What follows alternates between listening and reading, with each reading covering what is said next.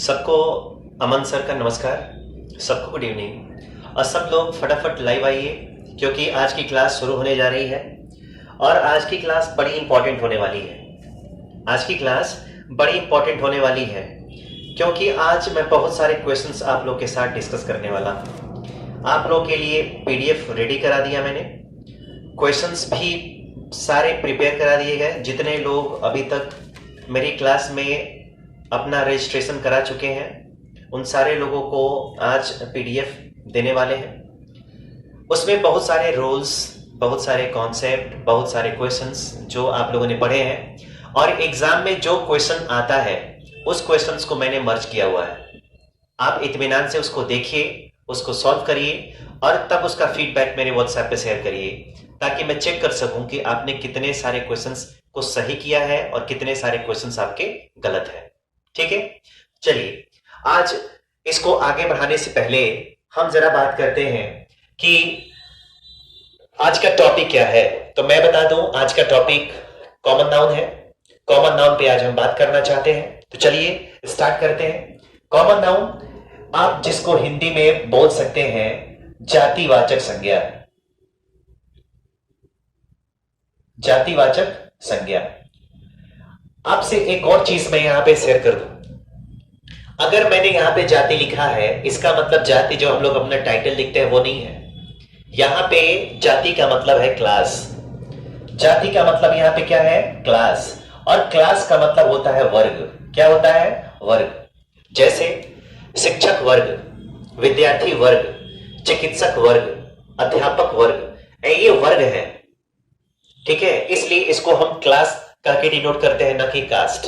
Cast और class दोनों में फर्क होता है। ठीक है, तो चलिए कॉमन नाउन के बारे में बात स्टार्ट करते हैं। कॉमन नाउन जिसको आप लोग हिंदी में जातिवाचक संज्ञा के नाम से जानते हैं, इसको हिंदी और इंग्लिश दोनों में मैं डिफाइन करना चाहूंगा। जातिवाचक संज्ञा से यानी कॉमन नाउन से यहां पे दोस्तों बात करते हैं व्यक्ति, यहां पे बात करते हैं वस्तु और यहां पे बात करते हैं स्थान का बोध होता है। स्थान का बोध होता है। 3 लोग हैं यहां पे। और अगर इंग्लिश की बात करें तो common noun denotes. Common noun denotes. यहां पे आता है कॉमन पर्सन। यहां पे बात करते हैं यहां पे कॉमन पर्सन की। यहां पे आएगा आपका थिंग और यहां पे आएगा प्लेस। ठीक है, हिंदी और इंग्लिश ये दोनों की डेफिनेशन है। थोड़ा सा प्रॉपर और कॉमन नाउन में मैं आपको फर्क फिर से समझाने की कोशिश करता हूं, आप फिर से समझिए।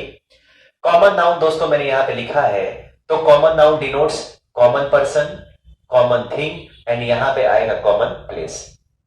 कॉमन नाउन एक ऐसा नाउन होता है जिसे किसी भी पर्सन का, किसी भी वस्तु का और किसी भी स्थान का बोध होता है। फिर आप जानना चाहेंगे कि सर प्रॉपर और कॉमन में डिफरेंस क्या है।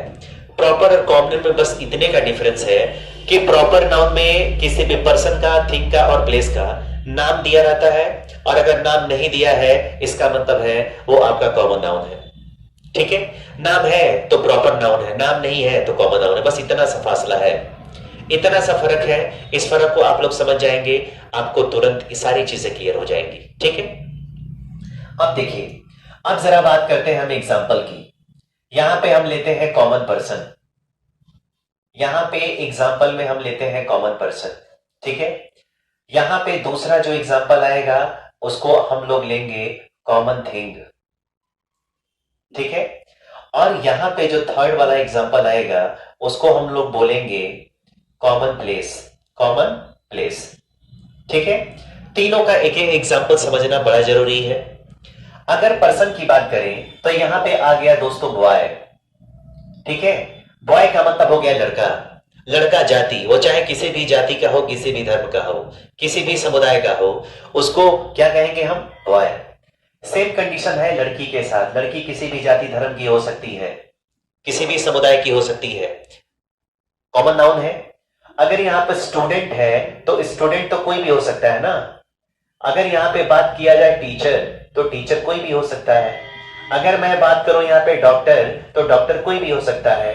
Engineer, PM, DM, RM, governor, president, जो भी यहाँ पे है वो मेल फीमेल दोनों हो सकता है, किसी भी जाति से हो सकते हैं, किसी भी समुदाय से हो सकते हैं, किसी भी धर्म से हो सकते हैं। ठीक है, तो ऐसे नाउन कॉमन नाउन की कैटेगरी में रखे जाते हैं। बॉय का बॉयज कर सकते हैं, गर्ल को गर्ल्स कर सकते हैं, स्टूडेंट्स, टीचर्स, डॉक्टर्स, आप जो चाहें वो कर सकते हैं। इसका मतलब आप प्लूरल इसको बना सकते हैं। कॉमन थिंग है, अगर यहां पे लिया जाए पेन, तो पेन तो कोई भी हो सकता है ना, रेनॉल्ड हो, एल्कोस हो और चाहे जेटर हो, कुछ भी हो सकता है। यहां पे पेन है। यहां पे अगर हम बात करें बुक की, तो बुक का बुक्स भी हो सकता है। अगर आप बात करते हो यहाँ पे चेयर की, तो चेयर्स भी कर सकते हैं। अगर यहाँ पे बात करते हो फैन की, तो फैंस भी कर सकते हैं। अगर यहाँ पे बात करते हो मोबाइल की, तो यहाँ पे आप मोबाइल्स भी कर सकते हो ना। अब यहाँ पे पेन, किसी भी पेन का नाम होता है, अगर नाम है तो प्रॉपर नाउन में जाएगा, नाम नहीं है इसका मतलब ये कॉमन नाउन है। बुक, अगर यहाँ पे नाम लेते हैं तो लुसेंट मैंने ले लिया, अरिहंत ले लिया, किरण कंपटीशन ले लिया, ठीक है, स्पार्क्स ले लिया, जो ले लिया वो सब क्या है, नाम है, इसका मतलब प्रॉपर नाउन है। नाम नहीं है इसका मतलब ये सारे लोग कैसे हैं, कॉमन नाउन है। ठीक है, वैसे ही प्लेस की बात करते हैं। अगर यहाँ पे मैंने कर लिया विलेज, अगर मैं अपने गांव का नाम रख दूं तो वो प्रॉपर नाउन में चला जाएगा, लेकिन यहाँ पे नाम नहीं है, यहाँ पे केवल विलेज है। ठीक है, अगर यहाँ पे ले लिया जाए सिटी, अगर मैं बोल दूं प्रयागराज, तो प्रयागराज क्या हो जाएगा, प्रयागराज यहाँ पे आपका प्रॉपर नाउन हो जाएगा। और सिटी, कोई भी सिटी केवल सिटी नहीं होती है, बल्कि उसका नाम होता है। नाम हटा दिया मैंने, कॉमन नाउन में चेंज हो गया। अगर मैं यूपी की बात करूं, तो यूपी को हटा के मैंने केवल स्टेट कर दिया, तो स्टेट तो कोई भी हो सकता है, बिहार भी हो सकता है, मध्य प्रदेश भी हो सकता है, गुजरात भी हो सकता है, राजस्थान भी हो सकता है, लेकिन यहाँ पे नाम नहीं रखा गया। नाम नहीं है इसका मतलब ये क्या है, कॉमन नाउन है। अगर यहाँ पे कंट्री की बात करें, अगर मैंने इंडिया कर दिया होता तो यहाँ पे इंडिया प्रॉपर नाउन होता, लेकिन मैंने यहाँ पे केवल कंट्री रखा है, और कंट्री रखने का मतलब है कि कोई विदेश कंट्री ही होता है, तो इंडिया रख देंगे तो प्रॉपर नाउन है। नाम नहीं रखा, इसका मतलब कौन सा नाउन है, कॉमन नाउन है। समझ में आई बात आपको? ये चीजें एकदम आप लोग समझ लीजिए कि proper noun common person, common thing and common place के बारे में बात करता है, जिसका कोई भी नाम नहीं होता है। आप इसको चाहे तो गिन सकते हैं, आप इसका प्लूरल बना सकते हैं और इसमें एस एस जोड़ सकते हैं। बॉयज हो सकता है, पेन्स हो सकता है, विलेजेस हो सकता है, सिटीज हो सकता है, बुक्स हो सकता है, गर्ल्स हो सकता है। ठीक है, 2 बॉयज 4 बॉयज कुछ भी आप कर सकते हैं, आप एकदम फ्री हो। ठीक है, चलिए, अगर ये कंफर्म है, ये एग्जांपल था, अगर एग्जांपल ये कंफर्म हो गया है तो जरा मैं अब आपको दूसरे क्वेश्चन की तरफ लेके चलता हूं। ठीक है, इसको जरा मैं डस्ट कर दूं। आप लोग से एक और रिक्वेस्ट है, जितने लोगों ने चैनल को सब्सक्राइब नहीं किया है वसब्सक्राइब करें। जितने लोगों ने अभी तक अपना रजिस्ट्रेशन नहीं कराया है वो रजिस्ट्रेशन करा लें। ठीक है, ताकि उनको पीडीएफ क्वेश्चंस, ठीक है, टेस्ट वगैरह मिलता रहे, क्योंकि बिना टेस्ट बिना प्रैक्टिस के कोई भी आदमी परफेक्ट नहीं बनता है। ठीक है, चलिए, अब जरा मेरा क्वेश्चन है कि कॉमन नाउन को आप एब्स्ट्रैक्ट नाउन और कॉमन नाउन को आप एडजेक्टिव में कैसे चेंज कर सकते हैं, ये हमको सीखना है, ये हमको पढ़ना है। ठीक है, प्रश्न ये है कि आपका यहां पे कॉमन नाउन लिखा है, कॉमन नाउन हो गया, कॉमन नाउन को आप एब्स्ट्रैक्ट नाउन में कैसे चेंज कर सकते हैं, आप उसको एब्स्ट्रैक्ट नाउन में कैसे चेंज करेंगे, और एब्स्ट्रैक्ट नाउन के अलावा आप यहां पे एडजेक्टिव में कैसे चेंज करोगे।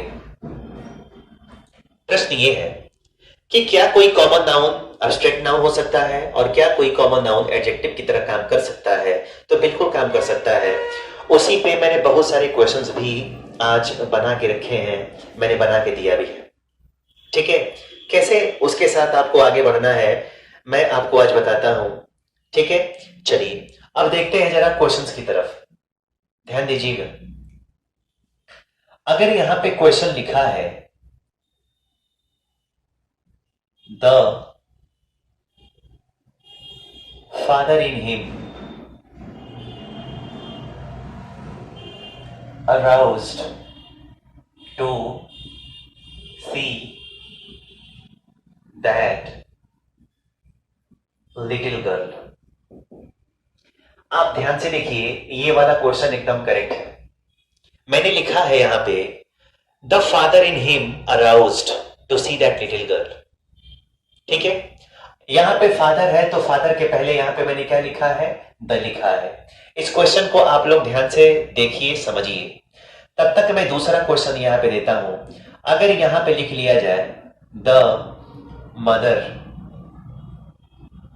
यहां पे आ गया in her, the mother in her started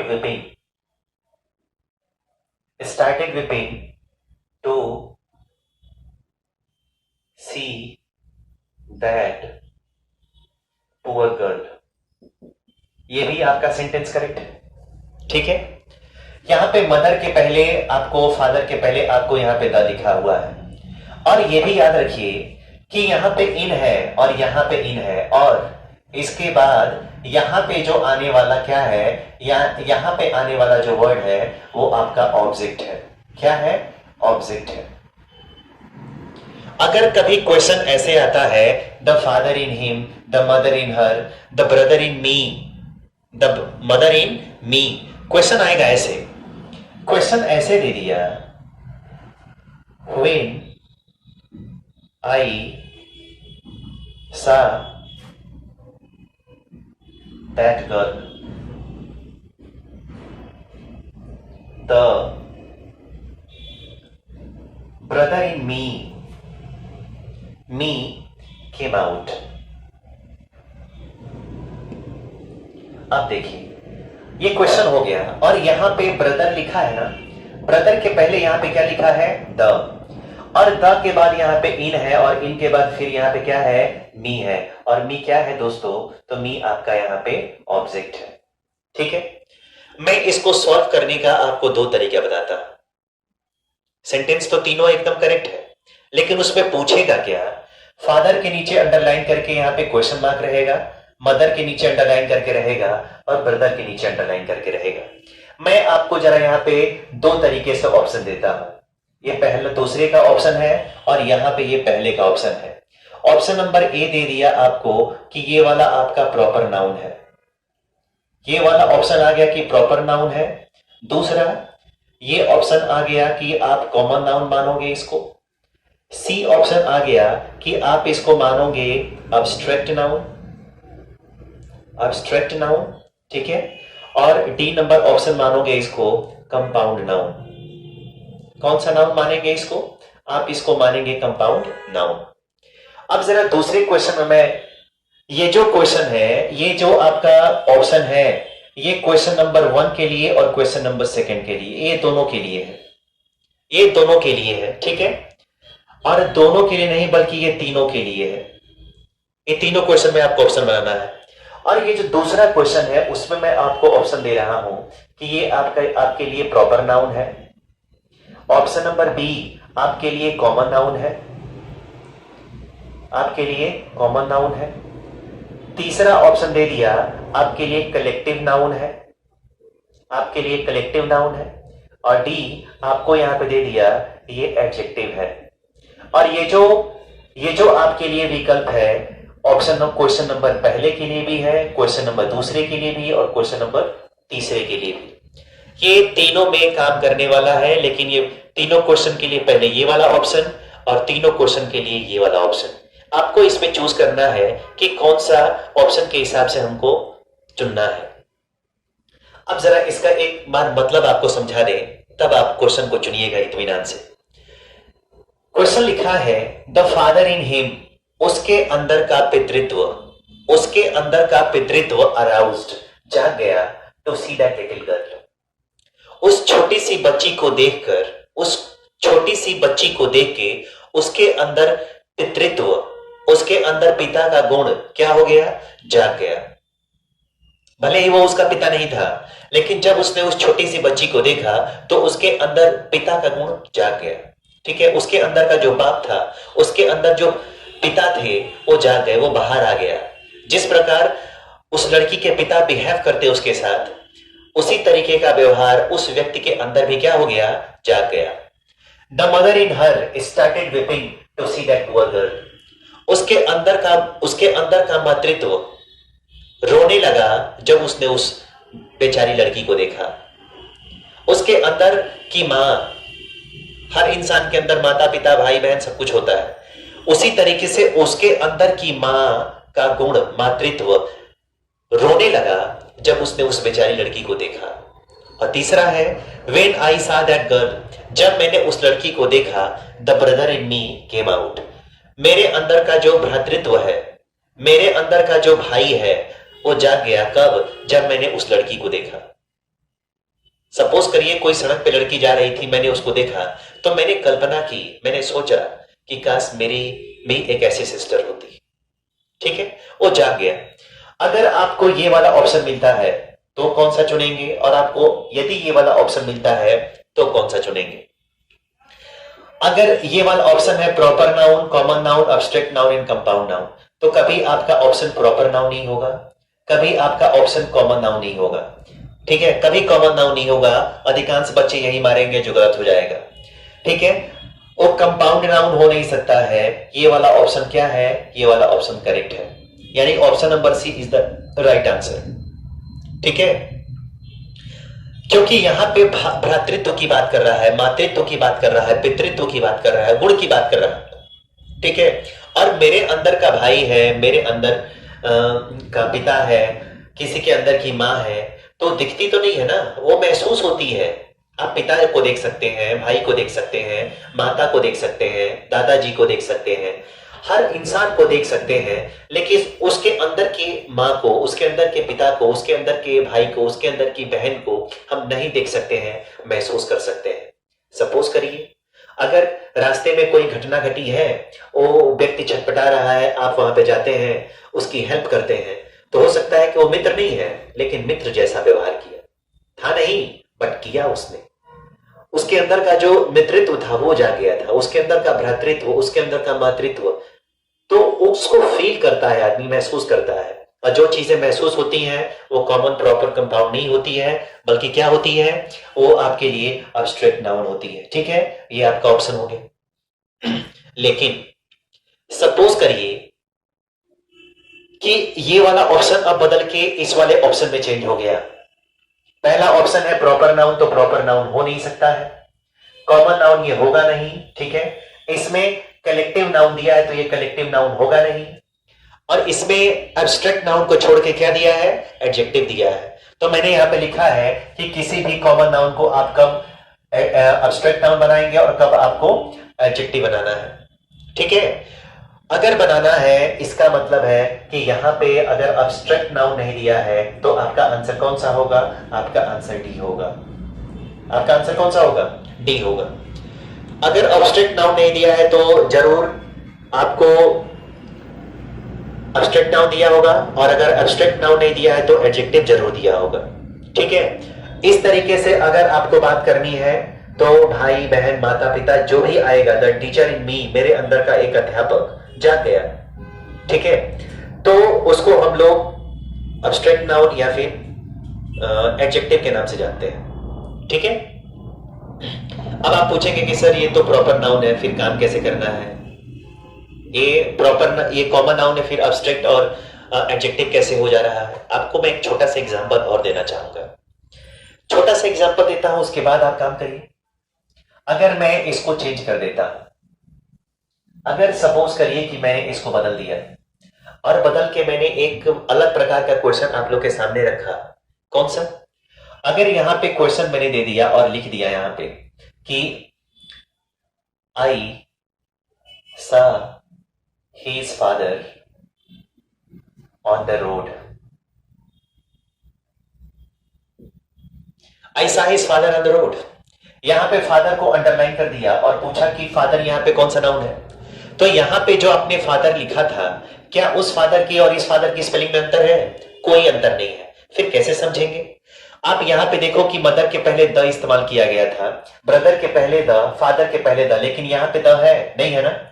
यहां पे इन के बाद ऑब्जेक्ट है, यहां पे इन के बाद ऑब्जेक्ट है, यहां पे ऐसा कुछ है क्या? नहीं है ना? मैंने सड़क पर उसके पिताजी को देखा, तो पिताजी को तो देख ही सकते हैं, वो तो डायरेक्ट पिताजी है। लेकिन यहां पे कंडीशन है कि वो माँ बाप भाई बहन नहीं थे, माँ बाप भाई बहन नहीं थे, लेकिन जब उसने किसी को क्रिटिकल कंडीशन में देखा ठीक है, बुरी स्थिति में देखा तो उसके अंदर का जो पितृत्व था, उसके अंदर का जो भाई का गुण था, मातृत्व था, वो जाग गया। वो अनमैरिड थे लेकिन जाग गया। तो ये डायरेक्ट दिखाई दे रहे हैं, इसलिए ये वाला जो नाउन होगा वो आपके लिए और हमारे सबके लिए वो कौन सा नाउन होगा? कॉमन नाउन होगा। जब तक इस हिसाब से, ठीक है, ना लिखा गया हो तब तक वो कॉमन है। अगर इस तरीके से अगर लिखा गया है तो ही वो एडजेक्टिव और तो ही वो आपके कौन से नाउन है? एब्स्ट्रैक्ट नाउन है। आई बात समझ में? ये चीजें आपको हमेशा समझ में आनी चाहिए। ठीक है, मैंने क्वेश्चन बना दिया है, क्वेश्चन मैंने बनाया हुआ है, आप उसको देखेंगे, समझेंगे और उस पर काम करने की कोशिश करेंगे। ठीक है, चलिए, अगर ये हो गया है तो जरा मैं इसको टेस्ट कर दूं। ठीक है, आई होप आप लोगों ने इस कॉमन नाउन के कॉन्सेप्ट को समझा होगा। आप लोगों को ये चीजें समझ में आई होंगी कि कॉमन नाउन को कब एडजेक्टिव और कब एब्स्ट्रैक्ट नाउन में आप चेंज कर सकते हैं। ठीक है, कोई डाउट हो तो प्लीज आप मैसेज कर सकते हैं। ठीक है, चलिए अब जरा हम बात करते हैं किस पे? तो जरा अगले चीज पे, और अगला यानी कि तीसरा हमारा चीज है, उसको हम लोग बोलते हैं कलेक्टिव नाउन। क्या बोलेंगे दोस्तों? उसको हम बोलेंगे कलेक्टिव नाउन। और कलेक्टिव नाउन जिसको हम किसके नाम से जानते हैं? जिसको हम कहते हैं समूहवाचक संज्ञा। क्या कहते हैं इसको? इसको हम लोग बोलते हैं समूहवाचक संज्ञा। समूह का मतलब होता है ग्रुप। क्या होता है? ग्रुप होता है। और ग्रुप कैसे काम करता है? ग्रुप किसे कहते हैं? एक आदमी से ग्रुप बनता नहीं है, एक से अधिक लोगों का होना जरूरी है, तब जाके हम ग्रुप बना पाएंगे, अदरवाइज ग्रुप हम बना नहीं पाएंगे। ठीक है, इस पे ध्यान से देखने की जरूरत है। इसकी डेफिनेशन क्या है? तो कलेक्टिव नाउन से यहां पे आ गया व्यक्तियों के समूह। अगर यहां पे व्यक्ति है तो व्यक्तियों के लिए हमने समूह रखा है, या वस्तुओं के संग्रह का बोध होता है। अगर यहां पे व्यक्ति है तो यहां पे मैंने समूह को रखा है, और यहां पे यदि वस्तु है तो हमने यहां पे किसको रखा है? संग्रह को रखा है। ठीक है, इंग्लिश में अगर डेफिनेशन लेते हैं इसकी तो यह है कि कलेक्टिव नाउन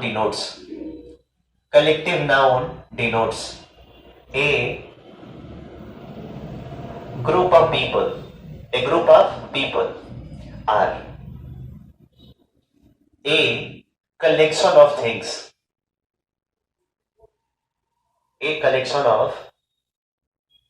यहां पे आ गया थिंग्स। अब जरा ध्यान से देखने की कोशिश करिए।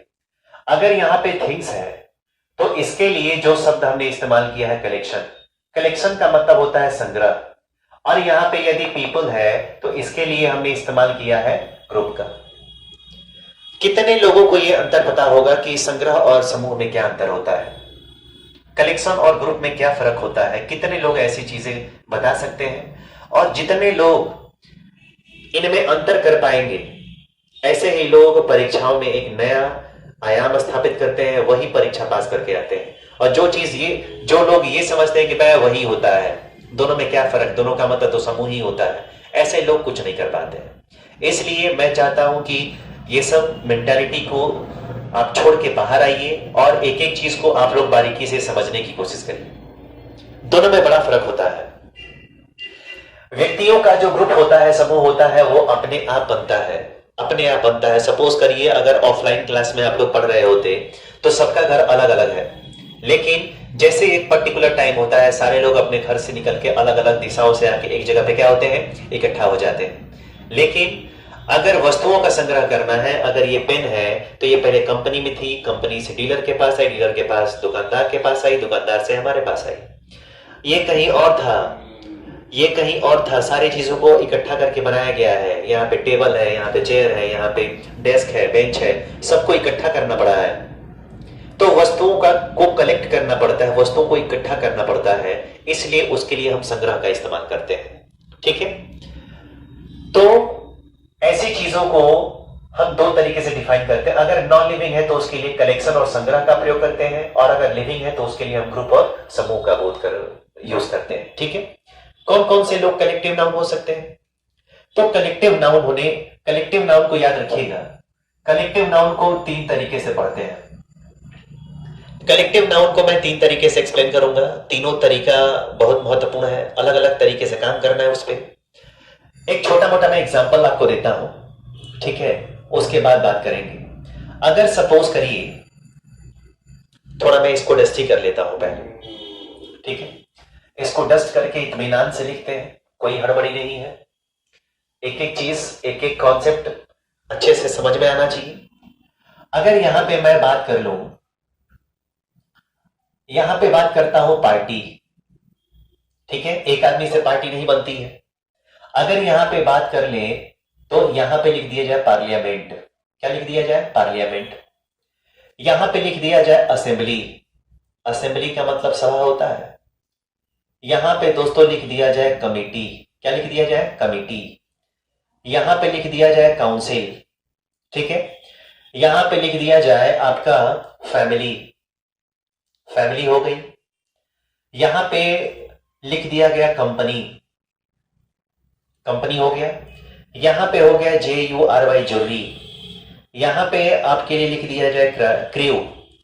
यहां पे हमने लिख दिया क्राउड, और यहां पे दोस्तों हमने लिख दिया MOB, मॉब। क्राउड और मॉब दोनों का मतलब भीड़ होता है। क्राउड का मतलब होता है इकट्ठा भीड़, जो कहीं भाषण वगैरह सुन के आ जाती है। क्लास में उपस्थित होने वाली भीड़ जो टीचर्स को सुनती है और सुनने के बाद फिर वापस घर आ जाती है। लेकिन मॉब का मतलब होता है एंग्री, एंग्री मॉब। एंग्री और मॉब दोनों का एक साथ कभी इस्तेमाल नहीं करते हैं। लेकिन क्राउड का मतलब भीड़ और मॉब का मतलब होता है क्रोधित भीड़, जो कहीं पे दंगा कर सकती है, जो कहीं पे बवाल मचा सकती है, उसको हम मॉब के नाम से जानते हैं। अब जरा इन सबको मैं बता दूं कि ये सारे के सारे जितने लोग हैं ये कलेक्टिव नाउन है। क्यों? क्योंकि ये सारे लोग एक पार्टी एक आदमी से नहीं बनती है, पार्लियामेंट एक आदमी से नहीं बनता है, ना असेंबली, ना कमेटी, ना काउंसिल, ना फैमिली, ना कंपनी, ना ज्यूरी। ये ऐसी चीजें हैं जिसको फ्रेम करने के लिए एक से अधिक लोगों का होना जरूरी ही है। तो इन चीजों को ध्यान रखिए, ये कलेक्टिव नाउन है। इसके सारे यूज, उसके सारे एग्जांपल्स, इसके सारे क्वेश्चंस, ठीक है, सुबह की क्लास में मैं लूंगा, ठीक है, क्योंकि मैं नहीं चाहता हूं कि ज्यादा हो जाए। आप इत्मीनान से मैं PDF जितने लोग एनरोलमेंट करा चुके हैं, जितने लोग अपना 999 में एडमिशन ले चुके हैं, मैं उनको भेज दे रहा हूं। आप करिए, और जैसा होता है मुझे फीडबैक दीजिए। करने के बाद आप लोग बताइए मेरे को, मेरे व्हाट्सएप पे शेयर करिए, मैं उसको सॉल्व करता हूं, ठीक है। तब तक के लिए धन्यवाद। Good night.